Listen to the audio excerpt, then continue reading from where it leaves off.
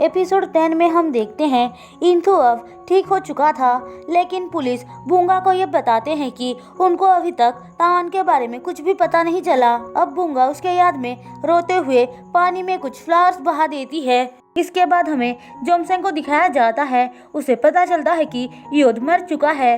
जोमसेंग इस बात से बहुत ज्यादा गुस्सा हो जाती है क्योंकि वो जानती थी कि योद का मर्डर हुआ है। वो डिसाइड करती है कि इस बारे में तावान को नहीं बताएगी। अगर तावान के बारे में पांता और यूथान को पता चला तो वो लोग उसे भी मार देंगे। ये बात वो अच्छे से जानती थी। हम देखते हैं तावान की आंखें खराब हो गया है। वो कुछ भी देख नहीं पा रहा था। उसे कुछ भी सही से दिखाई नहीं दे रहा था। वो फिर से एक बार बुंगा को देखने जाने के लिए जिद करता है। इसीलिए जोमसेंग उसे बुंगा के पास लेकर आती है, पर बुंगा वहाँ पे नहीं थी।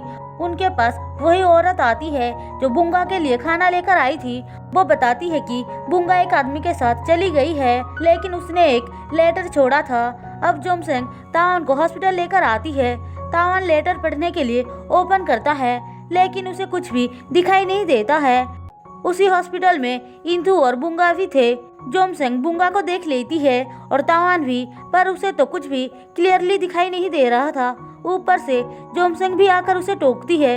इसीलिए दोनों एक दूसरे से मिलते मिलते रह जाते हैं। घर आने के बाद तावान लेटर एक सर्वेंट को देकर रीड करने के लिए बोलता है, लेकिन जोमसेंग आकर उसे रोकती है और खुद पढ़ती है। तावान पूछता है उसने क्या लिखा है। जोमसेंग बताती है कि बुंगा सोच रही है तुम मर चुके हो, अब तुम दोनों का प्यार खत्म हो चुका है, लेकिन बुंगा तुम्हें कभी नहीं भूलेगी। वो इंथु का ख्याल रखने के लिए उसके पास रहेगी, क्योंकि इंथु पैरालाइज हो गया है। उसने उन लोगों के लिए बहुत कुछ किया है जिसका रिपे वो करना चाहती है। तावान फिर से बुंगा के पास जाना चाहता था, पर जोमसेंग मना करके बोलती है अगर तुम उसके पास जाओगे तो मैं तुम्हारी हेल्प कभी नहीं करूंगी और बुंगा के वजह से मैं तुम्हें हर्ट होने नहीं दे सकती हूँ। ऐसा बोलकर वो चली जाती है। तावान समझ जाता है कि जोमसेंग ने उसे झूठ बोला है। उसने लेटर पे लिखे हुए सारी बातें चेंज करके खुद से सब कुछ कहा है। हम देखते हैं जोमसेंग वो लेटर जला देती है और अपनी सेक्रेटरी से कहती है तावान को कहीं भी जाने मत देना। दूसरी तरफ हम बुंगा को देखते हैं। वो तावान को याद करके बहुत रो रही थी। उसके पास याद आती है और उसे समझाती है। अब हमें फिर से तावान को दिखाया जाता है। वो एक सर्वेंट से कहकर अपने घर कॉल करता है।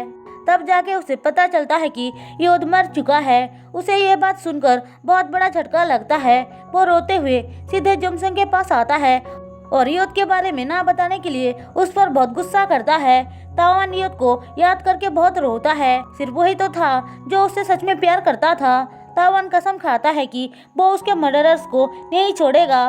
दूसरी तरफ बुंगा इंथु का बहुत अच्छे से ख्याल रख रही थी। इंथु उससे कहता है 2 दिन के बाद तुम चीफ बनकर मेरे सारे काम करोगे। बुंगा इसके लिए हाँ बोलती है। फिर 2 दिन के बाद वो बुंगा को अच्छे से सब कुछ समझाता है। अब बुंगा काम करना स्टार्ट कर देती है। अब सीन शिफ्ट होकर हमें तावान को दिखाया जाता है।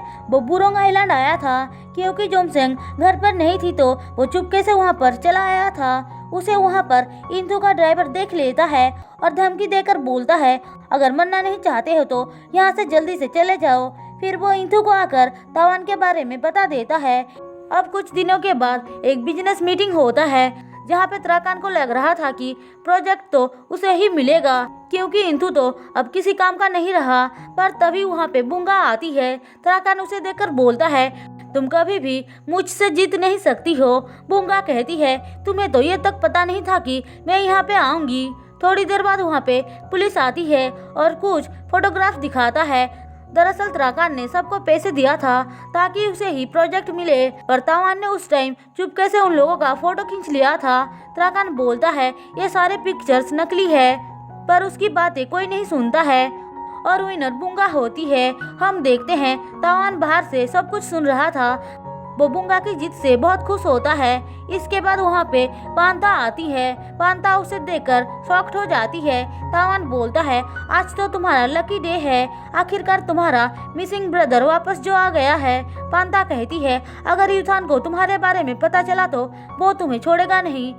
तावान बोलता है तो फिर उसे जल्दी से बुलाओ, तुम दोनों को साथ में जेल के अंदर में घसीटते हुए लेकर जाऊंगा। पांता कहती है लगता है तुम्हें भी बहुत जल्दी योद के पास जाना है, उसे बोल देना मैं उसे बहुत मिस करती हूँ। गुस्से में तावान उसका हाथ पकड़ लेता है और पांता को पता चल जाता है कि तावान देख नहीं सकता है, इसलिए उसका मजाक उड़ाने लग जाती है। अब पीछे से त्राकान का एक आदमी आकर उसे बेहोश कर देता है। उसके बाद त्राकान के पास लेकर आते हैं। त्राकान बोलता है उसकी पिक्चर लेकर बुंगा के पास भेज दो। वो त्राकान का पिक्चर लेने के लिए जैसे ही कैमरा निकालता है कोई आकर लाइट्स ऑफ कर देता है। सारे लोग चेक करने जाते हैं तो कोई आकर तावान को छुड़ाकर चला जाता है। लाइट्स आने के बाद तावान को ना देखकर सब लोग उसे ढूंढने लग जाते हैं। त्राकान समझ जाता है कि ये सब जोमसेंग का काम है। दूसरी तरफ इंथु बुंगा को शादी के लिए प्रपोज करता है पर बुंगा मना कर देती है। फिर अगले दिन वो लोग जब काम करने के लिए बाहर आते हैं त्राकान के आदमी उन पर हमला कर देते हैं। बुंगा और बाकी सब लोग उनको जंगल में ढूंढने के लिए जाते हैं। इंथु को अकेला देखकर एक आदमी उस पर हमला कर देता है पर इंथु उठकर उसे मारने लगता है। इसका मतलब वो सिर्फ पैरालाइज्ड होने का नाटक कर रहा है। थोड़ी देर बाद वहाँ पे बुंगा आ जाती है और उस आदमी को शूट कर देती है। इंथु बुंगा को देखकर फिर से बैठ जाता है। अब घर आने के बाद वो बुंगा को फिर से शादी के लिए पूछता है पर बुंगा मना कर देती है। इंथु रिपोर्टर्स को ये झूठ बोल देता है कि बहुत जल्द ही बुंगा और वो शादी करने वाले हैं। हम देखते हैं तावान भी सारी न्यूज सुन रहा था। इसी के साथ एपिसोड 10 खत्म होता है। दोस्तों अगर आपको मेरी एक्सप्लेनेशन पसंद आई हो तो चैनल को सब्सक्राइब और वीडियो को लाइक जरूर कर देना।